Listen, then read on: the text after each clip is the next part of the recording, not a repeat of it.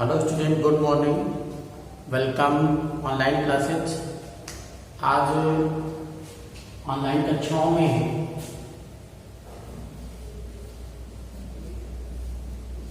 Class 10 के student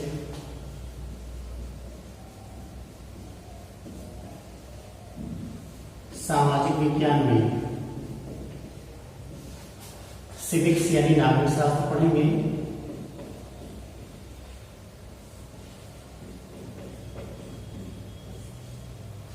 और इसमें लेसन नंबर 5 आज हम लोग स्टार्ट करेंगे।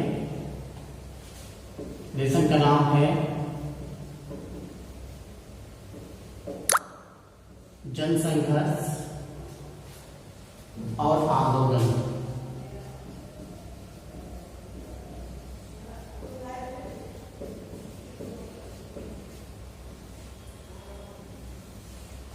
ये आज हम लोग नया चैप्टर स्टार्ट कर रहे हैं, लेसन नंबर 5 जनसंघर्ष और आंदोलन। तो यहाँ पर अब कुछ चीजें हम लोग समझने का प्रयास करते हैं कि जनसंघर्ष क्या है। एक उदाहरण के तौर पे हम ये देख सकते हैं कि मान लिया एक क्लास रूम है, क्लास में सारे बच्चे, बहुत से बच्चे पढ़ते हैं और उसमें से एक बच्चा यदि कहता है कि सर हमको जो है आज पिकनिक पे ले चलिए या कहीं घुमाने ले चलिए, तो शायद उसकी बात जो है सर ना माने। लेकिन यदि पूरा क्लास जो है इस चीज की डिमांड करे, मांग करे कि सर हम सबको जो है लेकर चलना है, प्लीज सर ले चलिए, प्लीज सर ले चलिए, इस तरीके से जब चीजें समूह में होती हैं तो वो चीजें जनसंघर्ष कहलाती हैं और शायद टीचर को मानना भी पड़ जाए।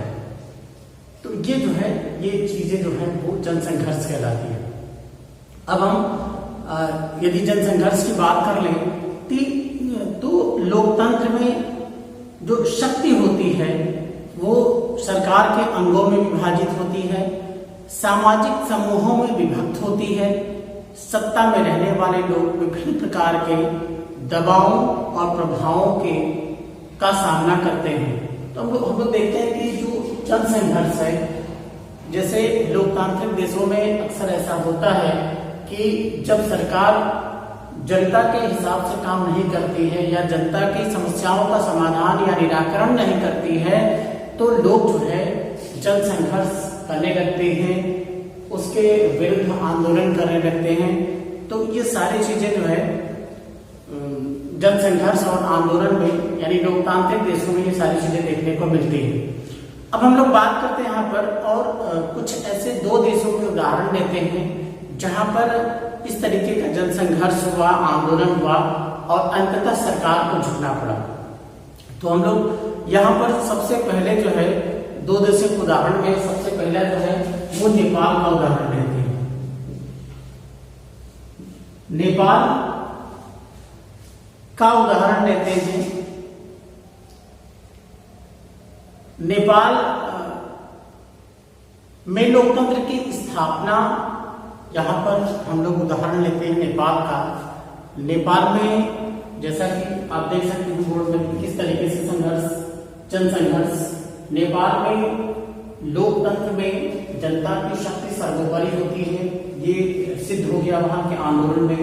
और ये इसका सबसे बड़ा उदाहरण नेपाल के जनता ने, नेपाल के लोगों ने दिया था।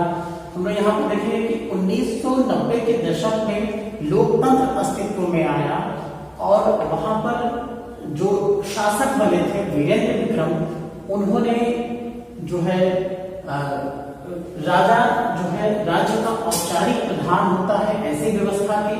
वास्तविक शक्ति जनता के चुने हुए प्रतिनिधियों के हाथ में होती है। तो ये संवैधानिक तंत्र की व्यवस्था राजा वीरेंद्र ने नेपाल में की। उसके बाद हम देखेंगे कि बहुत ही रहस्यमय तरीके से राजा वीरेंद्र की वहां पे हत्या हो जाती है नेपाल में। उसके बाद जो है ज्ञानेंद्र जो है वो नेपाल की सत्ता को संभालते हैं और जो नए राजा बने थे राजा ज्ञानेंद्र, वो लोकतंत्र के पक्ष में बिल्कुल भी नहीं थे और संविधान का, लोकतंत्र का विरोधी थे। 1905 में इन्होंने निर्वाचित सरकार भंग कर दिया। वहां पे भंग करने के बाद 1906 में नेपाल की जो जनता थी उसने राजतंत्र के विरुद्ध, राजा के विरुद्ध एक बहुत बड़ा जन संघर्ष यानी आंदोलन जो है वहां पे छेड़ दिया। ये आंदोलन जो था वो इतना बृहद था कि यहाँ पर बहुत सारी जो दलीय व्यवस्था थी, जो बहुत सारे दल थे, उन्होंने काठमांडू में जो है इस आंदोलन को आहूत किया। और ये जो आंदोलन था वो माओवादी संगठनों का समर्थन, माओवादी का मतलब होता है ये चीन के क्रांतिकारी नेता माओ की विचारधारा को प्रभावित थी, विचारधारा को मानते थे। ये किसान और मजदूरों का शासन स्थापित करने के लिए सशक्त क्रांति द्वारा सरकार का अंत चाहते थे। तो ये सारी चीजें हुई।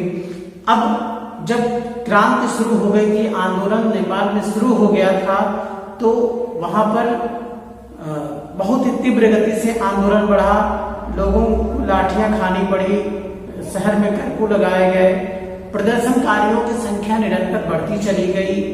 21 अप्रैल 2006 को लगभग जो है 3 से 5 लाख जो प्रदर्शनकारी थे वो सड़कों पर थे। आंदोलन की जो है भयंकर एक बहुत ही भयावह स्थिति थी।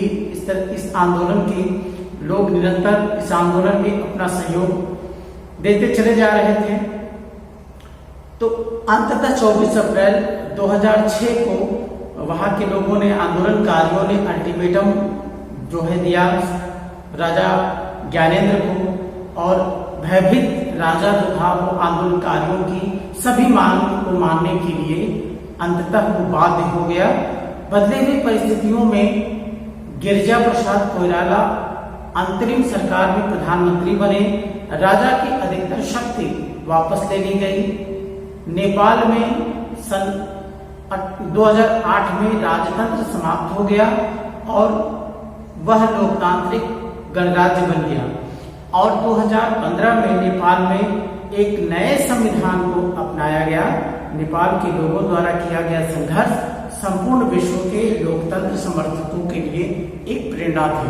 तो हम लोग यहाँ पर देखते हैं कि किस तरीके से नेपाल में एक निरंकुश शासक जो है बागडोर संभालता है और उसकी नीतियों के विरुद्ध, चूंकि उसने पूरे लोकतंत्र को, संवैधानिक प्रक्रिया को जो है वो चुनौती देता है, समाप्त कर देता है। फिर लोग जो है उसके विरुद्ध आंदोलन करते हैं, सड़कों पे आ जाते हैं, प्रदर्शन होते हैं, है ना। तमाम तरीके की कोशिशें जो है राजा ज्ञानेंद्र के द्वारा की जाती है कि इस प्रदर्शन को, इस आंदोलन को दबाया जा सके, कुचला जा सके, और प्रयास भी किया गया, लेकिन सफलता नहीं मिली राजा को, और प्रदर्शन और भी उग्र होता चला गया। इस तरीके से इस भयावह स्थिति को भाप करके राजा ज्ञानेंद्र ने तुरंत जो है सारी चीजें जो है लोगों की मांगों को मानने के लिए बाध्य हो गए। तो इस तरीके से लोकतंत्र में जनता की शक्ति किस तरह सर्वोपरि होती है, जनता जो है किस तरीके से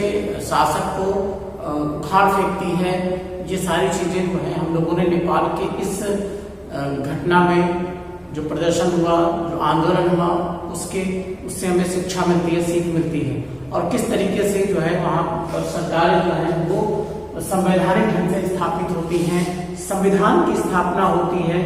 ये सारी चीजें हम लोगों ने यहाँ पर देखा। ओके स्टूडेंट, आज के इतना ही।